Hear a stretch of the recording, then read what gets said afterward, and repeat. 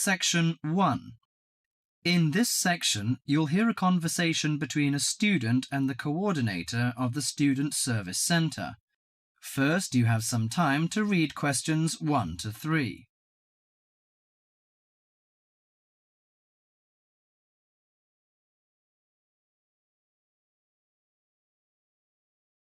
Now listen to the conversation and answer questions 1 to 3. Hi, sit down, please. How can I help you? Thank you. I'm a student in the sociology faculty. I'm coming to ask for some information about renting a room in the college or near the campus. My name is Sarah. Yes, Sarah. How long have you been here in Sydney? You are not new, I suppose. No, I'm in my second year. I came to Sydney 18 months ago from Korea. Where are you living now? I live with my aunt in my cousin's room. It's pretty nice to live with my relatives, but unfortunately my cousin has finished his term and is returning from Britain next week. I have to rent a room for myself. Yes, it sounds a little unfortunate, but I suppose it's a good chance for you to have a deeper understanding to real world. I hope so. Well, what sort of thing are you looking for? What we provide ranges from shared flat to homestay. And of course we have houses with gardens if you like. No, the house with a garden is obviously out of my price range. Shared flat is not bad, but I prefer a homestay. I enjoy the feeling of living with the family. When do you plan to begin the rent? Next week, you just said? No, my cousin is arriving by next week, so I hope to move out by this weekend. This weekend, okay. The main area we deal with is around the university. Around the university, aha. Do you have anything near the northern gate of the university? You know, the sociology faculty is near the northern gate.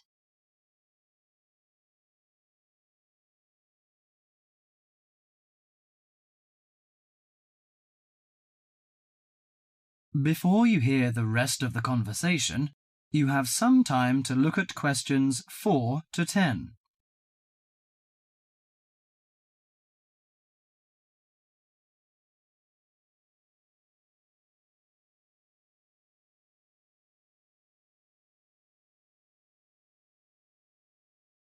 Now listen to the conversation and answer questions 4 to 10. Yes, what sort of price are you thinking of? Well, could you give me some idea? You know, I have no experience of renting a room. I don't know what price is reasonable, but I hope it's not over $300. I see. Usually the homestay ranges from $180 per month. Only $180? Yes, to $350 depending on a number of different factors. What does it depend on? Well, obviously the quality of the house, the facilities and extra services. Oh, I don't care about the quality very much, as long as it's clean. As to the facilities, I want the room with the separate bathroom. Kitchen isn't a necessity, because I don't want to cook by myself. I hope to have meals with the family if possible. Okay, let me check the files. Yes, I think this one might suit you. It's a family house with 2 vacant bedrooms. How about the owner of the house? I mean, is it a family or... According to the file, it is a retired lady. She wants to find college students as tenants. That's great. What's the condition of the rooms? The bigger bedroom is furnished and with a bathroom, and the rent is $320 per month. The smaller one charges $250. It is furnished too, but without bathroom. Oh, $320. It's a bit out of my range, but I think I prefer the bigger one. How about the meals? Well, the rent includes breakfasts and suppers. No lunches, however. You have to buy your lunch. That's no problem. I usually have my lunch in the college cafeteria. And that doesn't cover the water bill and electricity fee, but the laundry is included. Fine. Could you tell me the address? Yes, it's on 323 West Park Road. Let me get that down. 323. Okay, it's near the university. So, when can I have a look at the room? You know, I'm a little pressed for time. The file says the landlady is in every afternoon. So this week, say Friday? Oh, I'm afraid I can't make it then. I have a lecture on Friday afternoon till 5:30. How about Thursday? Okay, that's fine. Would 5 be okay? Yes, fine. Just come here. Yes, here in the student service office. Oh, before I forget, before moving, you have to pay 1 month's rent in advance. Really? Oh, I didn't know that before. Could I ask why? As the deposit. You know, in case you damage the property or move out without giving notice. Usually this doesn't happen, but standing in the owner's shoes... Yes, I understand it all. So that's $320. Okay, I'll take the money if I'm satisfied. Well, a word of advice. Don't forget to get a receipt when you pay the deposit or rent. Yes, thank you so much. That is the end of section 1.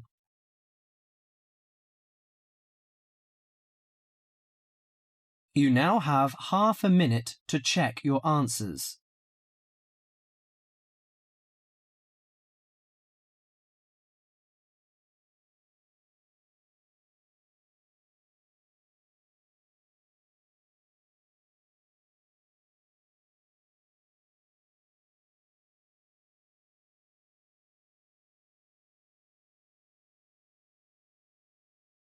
Now turn to Section 2. Section 2. You are going to hear a talk given by Madeline. She is going to introduce the recreational facilities on campus and in town. First, you have some time to look at questions 11 to 20.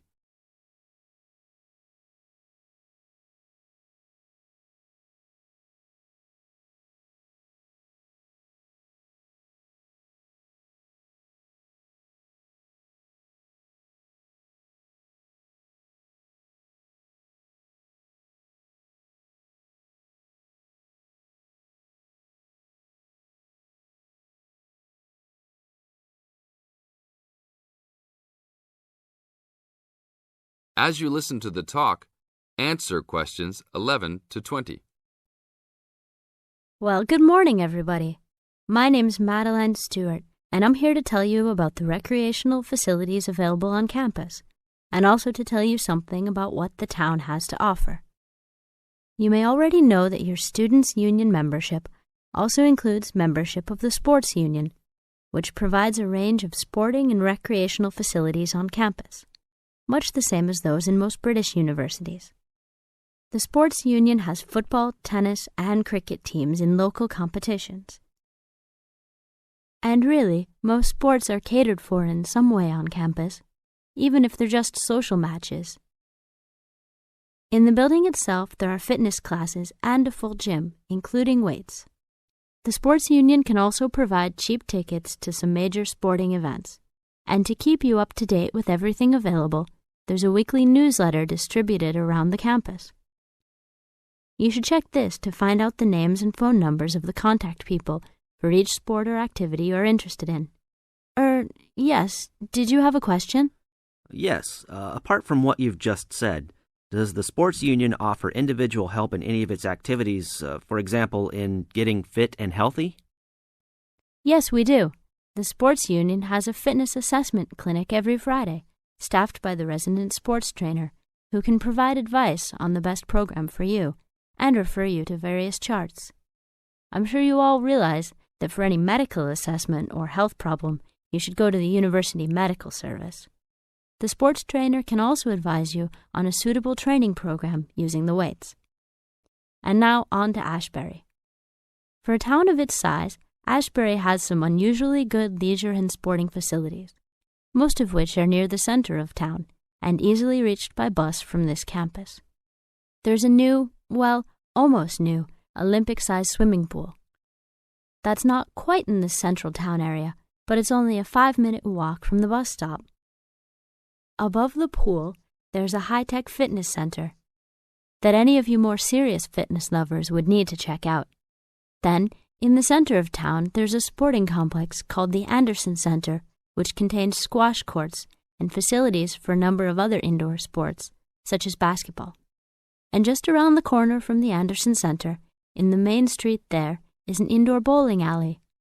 All of these facilities are listed in the weekly newsletter, so I encourage you all to look through it and... This is the end of Section 2. Now you have half a minute to check your answers.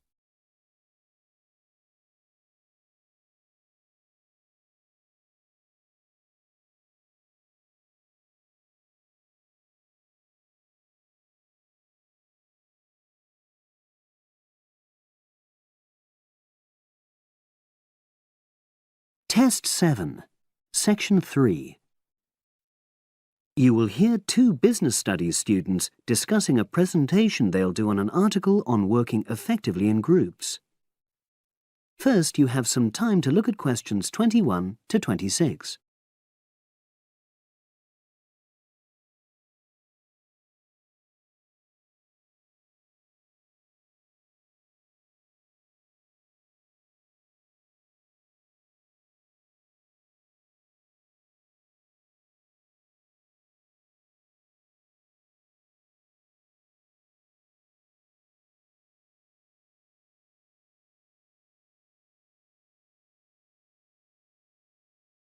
Now listen and answer questions 21 to 26. So, Brad, what did you think of the article on group work? Oh, hi, Helen. Yeah, it was pretty good, with helpful pieces of advice on how to make group work effective. I think we were lucky to be given such a straightforward text to present at the management skills seminar. Yeah. Actually, shall we discuss it now? Have you got time? Sure. It's only a 10-minute presentation, so we just need to explain and then give our views on the main points raised in the article. I'll jot down some notes. Right. So, there are 3 main sections. I suggest we start with listening. Yeah, effective listening in groups, because it's not something that's frequently covered on courses in our field. No, and we should say that in the presentation. Yeah. And also effective listening's pretty simple, you know. I don't think it's hard to learn. Well, people think it's easy, but in my experience, most of us tend to be very lazy listeners. Okay, I wouldn't argue with that. Something I do think we should emphasize is the power of the listener's posture, gestures, etc., in making speakers feel respected. Not that you're just waiting for them to finish before jumping in with your own ideas. Uh-huh. Okay, right. The next section is on goal setting. Let's make sure we're clear what the article says on this. Yeah. Well, firstly, it says that all group members must be given time to explain their own goals. That's it, yeah. And then did it say that the whole group should agree on common goals? That's a bit too strong. It's more that everyone's agendas should be equally acceptable. But it does say that goals have to be realistic, you know... Achievable within a particular time? You've got it. That's really what the article's saying. There isn't really any point in having ideals if group members know they won't come to anything within a reasonable period. So, I think a summary covering those points will be enough for that part of the presentation, don't you? Yep. Now, the last section is about conflict resolution. Actually, I thought it was the worst part of the article. Me too. I don't think it went into sufficient detail on the issue. Actually, I thought it devoted too much space to it, but that it was all rather boring, you know? It didn't mention some of the more radical theories. Absolutely. I found that really irritating. Right, and also I think it could have said more about conflict sometimes being healthy in groups. Absolutely. It just mentioned rather glibly about how we should avoid thinking of winners and losers, and that quick resolution of conflict is always desirable. Without explaining what these terms mean? Well, it gives quite detailed definitions, but doesn't develop a proper argument. Right.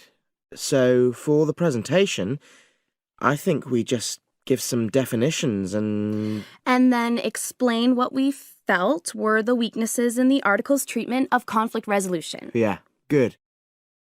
Now you have some time to look at questions 27 to 30.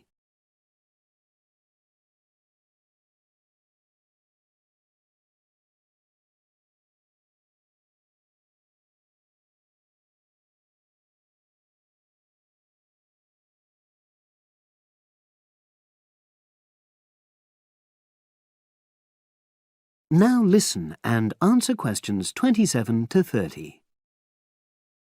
So, let's think about what we have to prepare for the actual presentation. Well, I suppose we'll use PowerPoint, but I'm hopeless at using it, especially if it has any visuals. I really have to look into doing a course on it because I know I'll need it in the future. Don't worry, I'm quite happy using PowerPoint and I'll put it together when everything else is ready. That's a relief. But yes, do that later. Okay. Now, I heard the tutor saying we have to include some well-chosen quotations from the article. I'm not sure if we do. I'll email him to find out. No need, I can just have a look at the specs he gave us when he set the task. That'll be quicker. But the tutor definitely said we have to prepare a handout to go with the talk. I'm not really sure how we do that. Sarah did one last year. Who's she? She's doing the same option as me on marketing. I'll ask her advice on what to include. Great. So that just leaves the bibliography at the end. I suppose it'll mainly be articles. Yeah. So we'll just look on the web, and we can leave that till later. But we've been advised against that. Well, we could have a look through some journals in the library. I think we should start by looking through module handbooks. I think that'll give us some good leads. Yeah, you're probably right. So that's all the topics. That is the end of section 3. You now have half a minute to check your answers.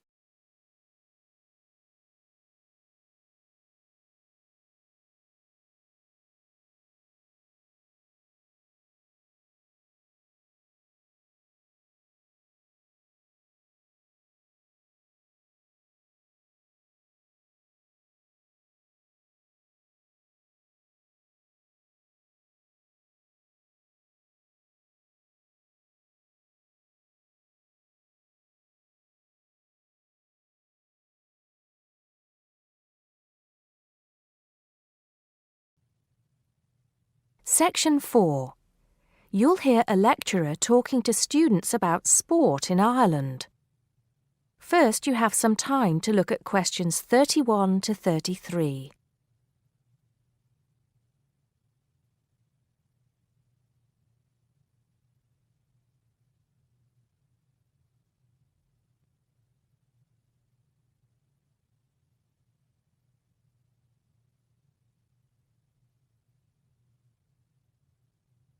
Now listen carefully and answer questions 31 to 33.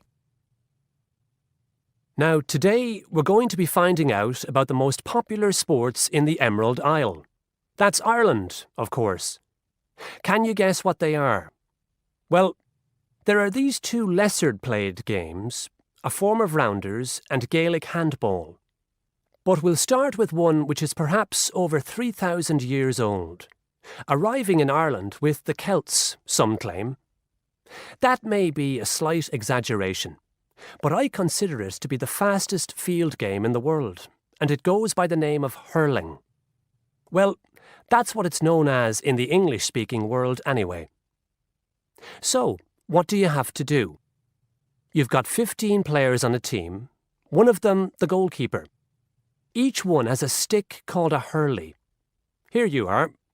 I've brought mine along. Had it since I was at school. This is what it looks like, and basically you have to get this ball, called a sliotar, that's S-L-I-O-T-A-R, so it's not spelt the way it's pronounced. You hit it into the net for 3 points, or you can hit it over the net for 1 point. The goal looks like the letter H, with the net under the crossbar.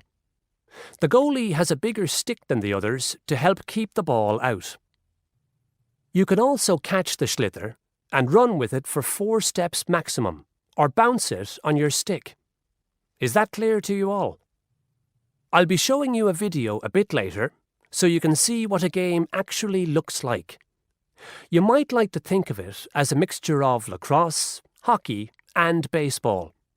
Oh, and it's played by women too, but it goes by the name of camogie in that case.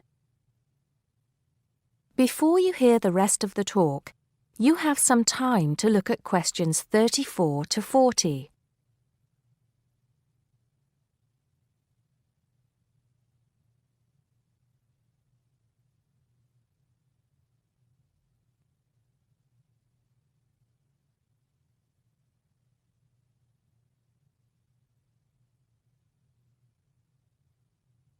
Now listen and answer questions 34 to 40. I'll give you a bit of the history, shall I now? Generally, the golden age of the game is considered to be the 18th century.